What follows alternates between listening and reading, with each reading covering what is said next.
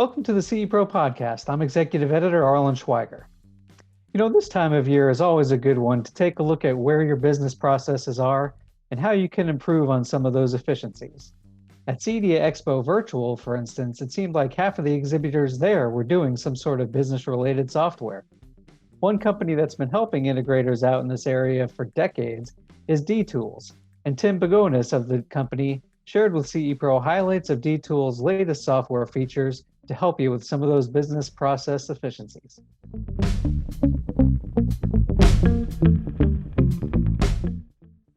Tim Bigoness, Chief Marketing Officer at DTools. Thanks for joining me. Hey, thanks for having me, Arlen. Great to see you again. You too, Tim. So what we wanted to do was kind of talk about some of the exhibitors' experiences at the recently concluded CEDIA Expo Virtual event. So in terms of the DTools booth this year, just what was your take on how things went? Obviously compared to last year is very different, but from DTools' perspective, what was the booth like? And, what were your interactions like with integrators this year? Well, we're typically used to sharing our solution via online, maybe Zoom meetings, GoToMeetings, when we're demonstrating a solution. So what we wanted to really try and do is when people came to our virtual booth, get a clear understanding of what we can offer to them. So we tried to really put together a good microsite with a lot of information, some videos, some things to really, for those that may not be aware of what we do, to give them the information that they could use to get more involved. And then we did a couple of theater presentations where we scheduled time to do an in-depth presentation on both of our product lines, DTools Cloud, as well as System Integrator. And that's what we would typically do at a CEDIA proper, right, within our booth. And we would have a number of demo stations, and then we'd have kind of a theater where we would do a big demonstration of the solution. And what we tried to do is kind of recreate that as best we could by having set schedules. We would do 2 per day, one in the morning and one in the afternoon for each product and alternate those. And were those recorded or live? Those were live, and Okay. then we made the recordings available so that people could come back and view them. But we wanted to really, make it as close to what we would do at a typical show as possible. And the other things that we did that we really felt went very well is we had these lounges where we had members of our product team and members of our customer success team available for people to pop in and chat with us. And these were Zoom rooms, and we had a number of integrators come in and spend time with us. So I think overall the show was very productive, and it's always hard to kind of juggle a virtual event and manage those expectations as compared to a real live event, right? Mm-hmm. The engagement is different. When people are going to a live show and they've committed to, spending, 3 days, 4 days, whatever at that show, it's a different experience than, logging in, staying tuned and leaving and coming back. So I think overall the show went very well for us. That's great to hear. So in terms of those Zoom rooms, that was in addition to kind of those live chat boxes that were in all Yes. the booths, and how many Yeah, integrators would you find at a time in those Zoom rooms, and what were the conversations like? Were they just basically talking to you, or were they talking to each other? They primarily would come in and ask us questions about the product. Or we had one room that was dedicated to System Integrator, one room that was dedicated to DTools Cloud, and then we had another room where our professional services consultants were in and monitoring and talking with integrators. So really, we didn't really have a lot of peer-to-peer in those rooms. It was mainly someone would pop in and interact with our team, which was great, and we had great conversations. Obviously about different topics, but it was really good just to be able to spend some face time with some of our customers. Yeah. So it sounded like, did you feel like you had kind of an advantage as a software company, as a company that was, basically already very entrenched in this sort of online space, especially considering things like your new cloud offering? Well, I do feel that for us, it wasn't a big change in how we would need to communicate, present our solution, and talk with our integrators, because that's really a big part of our process. We do things live when we're at a trade show, but typically it's sharing screens and having those conversations about their business and where they feel that their pain points are, and then really kind of demonstrating how our solution can help them. So I do think from that perspective, we probably have a better advantage than a manufacturer that relies on experience, to experience the audio, experience the video, the projectors and the screens, and the sound. I think that it's hard to replicate that live, whereas for us it's kind of what we do. So yeah, I think for us it was really natural. Sure, that makes a lot of sense then. So in terms of the new improvements and enhancements that you have to the cloud product, the system integrator product, let's just recap some of those highlights that you were sharing that were new this year for integrators who know the products or who investigated working with DTools for the first time. Well, I think let's start with DTools Cloud. So we introduced DTools Cloud to the market 2 years ago at CEDIA. And so this is really our third CEDIA with DTools Cloud. And we really have grown that solution to incorporate beyond sales, beyond procurement, and really start focusing on some of the post-sales processes of the projects. One of the things that we really tried to highlight, in addition to some of those new post-sales features, is our ability to do visual quoting, so that really integrators can be with their customers, take a photo of the site, mark up where equipment could go, add actual equipment, build the quote within DTools Cloud right there with the customer, or upload a floor plan and add devices in real time with the customer and really build that quote. So it really helps involve the customer and client with the integrator to help build that system. And that's something that's really goes along our lineage from System Integrator, which was really tying those drawings and engineering to the documentation to the sales process. Well, we're doing that with DTools Cloud, and the visual quoting is really some new capabilities that allows them to do budgets and add allowances, and then also build that quote right within that environment. So that was really one of the big areas that we showed on the DTools Cloud side.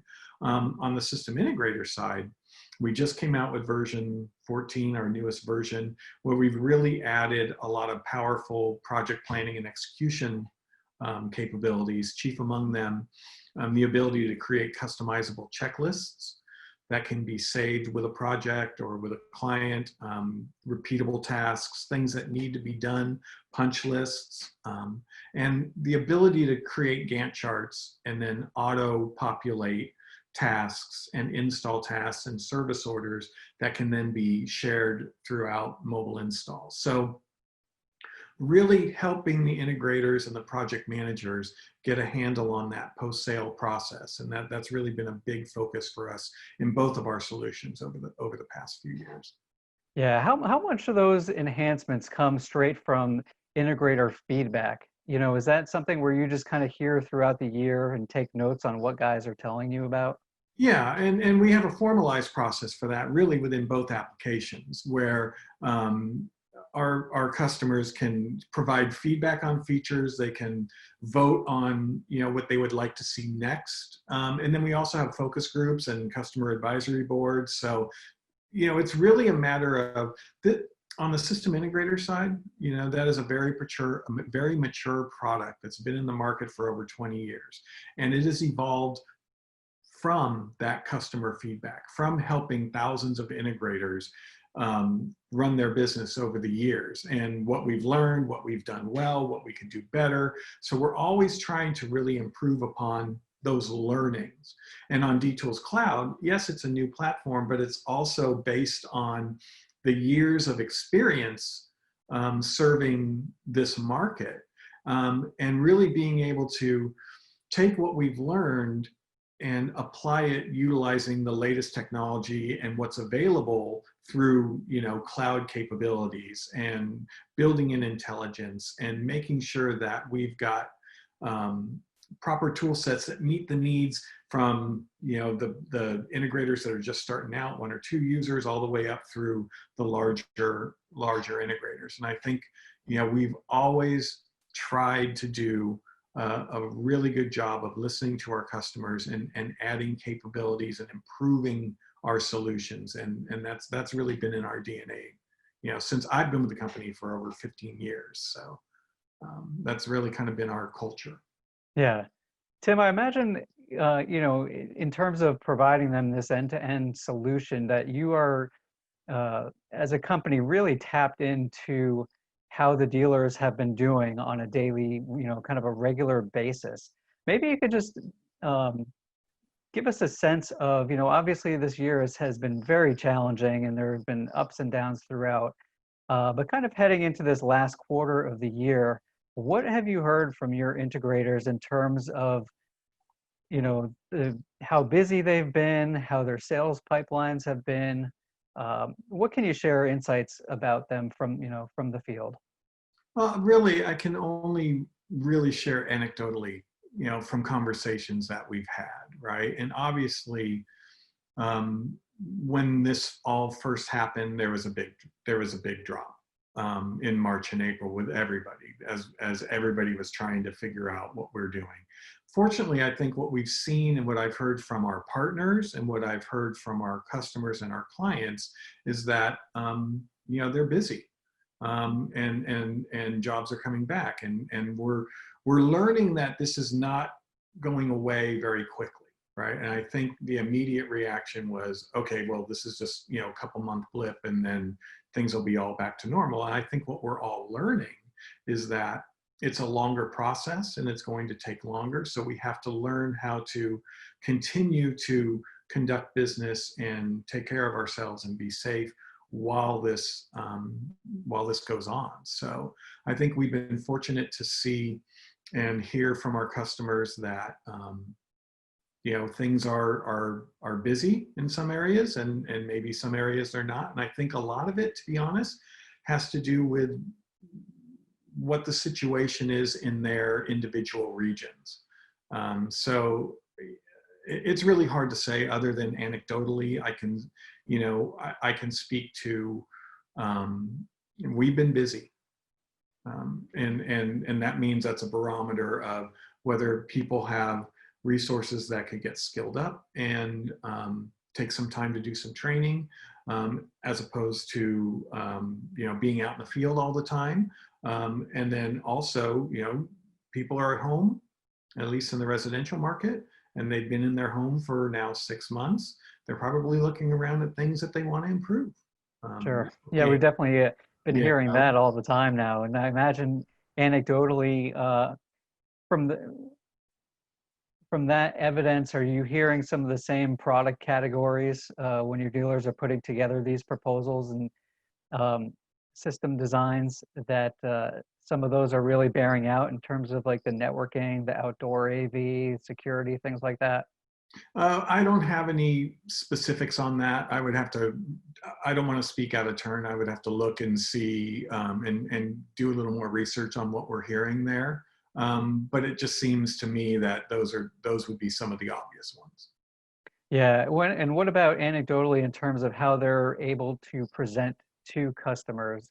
Is it kind of again, depending on where they live, is it a combination of in-person walkthroughs, meetings? Are they doing really virtual things? That. Honestly, I can't speak to that. What I can say is, fortunately, we provide solutions that enable our integrators to present proposals to their customers electronically, over the web, via PDF, via e-sign, or printed out. I really can't speak to that, other than we try to make sure that integrators that use our solution have a number of ways that they can present those solutions and to their customers in various forms of proposals. Yeah, I'm sure they're definitely using all of that. I would imagine. So in terms of your partners, you guys do have a lot of partners. What was their presence like in terms of participation in anything you had at the CEDIA Expo Virtual booth? Well, we had a happy hour on Thursday that featured a number of our partners to, just engage the integrators and do some fun giveaways. And I think everybody really that participated was trying to enjoy in that spirit. A 2-day event, people sitting in front of their computers for hours a day. It's a different dynamic. And I think that what we found was at the end of the day, it was fun to just unwind a bit and be able to share and hang out, and it turned out to be a fun event for us. Yeah, I think kind of the same feeling, it was definitely one of those things. And kind of in that same vein, you participated in the concluding event of the CEDIA Expo Virtual, which was the Pro AllStar Band, and the tracks that they shared with that in conjunction with the benefit for the CEDIA Strong Foundation. Yeah. Tim, what can you tell us about in terms of, obviously last year in Denver, I know you guys had a rehearsal beforehand, and then you went on the stage at the end of one of the days and just kind of tore things up on stage. It was a lot different this year putting that all together. What kind of insights can you share about your involvement with how that all came about?